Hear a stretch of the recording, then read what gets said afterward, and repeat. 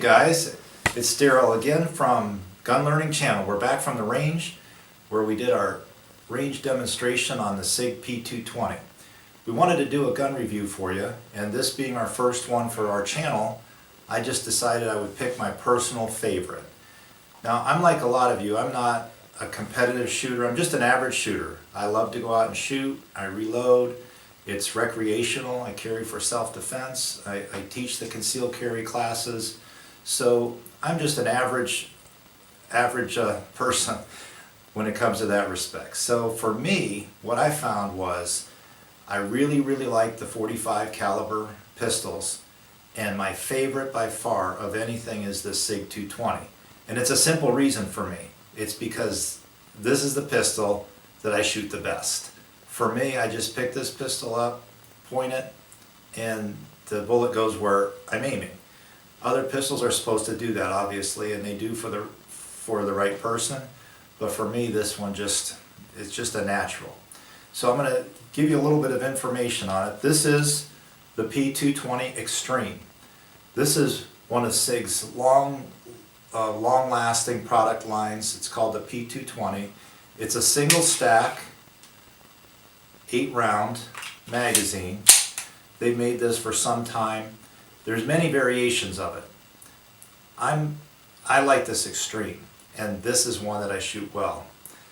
The other pistols in that 220 line are very nice shooting pistols, but for me, they don't compete with this for some reason, and some of these things just can't be explained, I guess.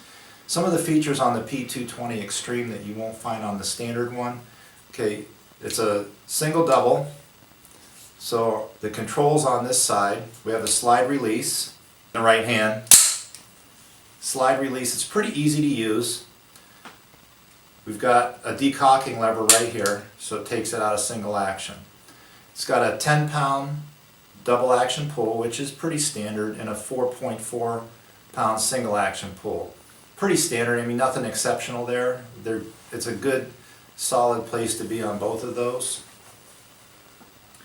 It's got a 4.4-inch barrel, which is typical for a lot of the 45s. You know, the standard 1911 is a 5-inch barrel.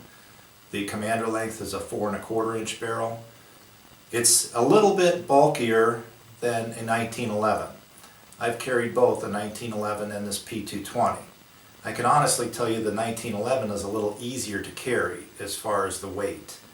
I have a scandium frame Smith & Wesson that's a very easy pistol to carry, a little bit more so compared to this, but this is by far a nicer shooting pistol.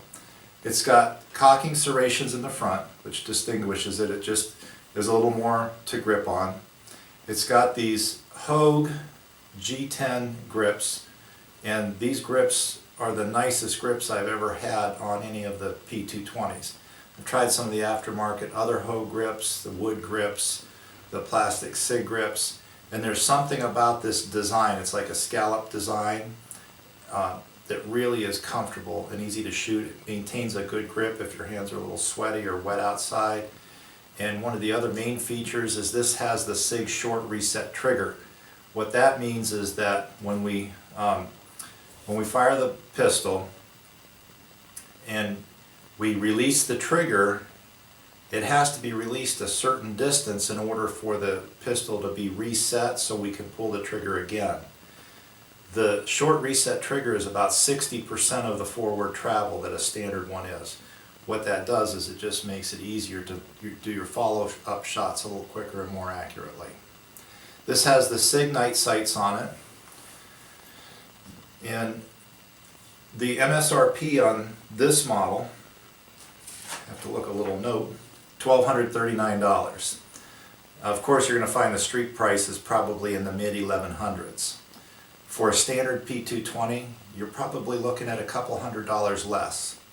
My point is that when you're at this level and you're going to spend this kind of money on a pistol, that extra couple $100 is not going to be much, and you're going to be much happier with this pistol probably than the next notch down. Sig, on the 220s, they redesigned these magazines slightly, and there's a little dimple right there. If you pick up used Sig magazines, they may not have that dimple, And that dimple is important for the feed in some pistols. Now in the newer, in this Extreme, I've not had an issue with any kind of magazine, but my point is if you're shopping for used ones and you come across them, if they don't have that dimple in them, be a little wary and don't pay a premium price for them. They might just be fine, but they might not work well in your pistol. It's got a nitron finish, which is Sig's finish. It's a long-lasting finish. One thing I want to note, for me, it's a very comfortable pistol. To give you a frame of reference, the measurement from the top of my middle finger to my wrist is about 8 inches. Now, my cameraman here, Mad Money Max, he's a shorter guy. I'm about 6 foot. He's about 5'6", and his is 6.5 inches. And it's also very comfortable for him.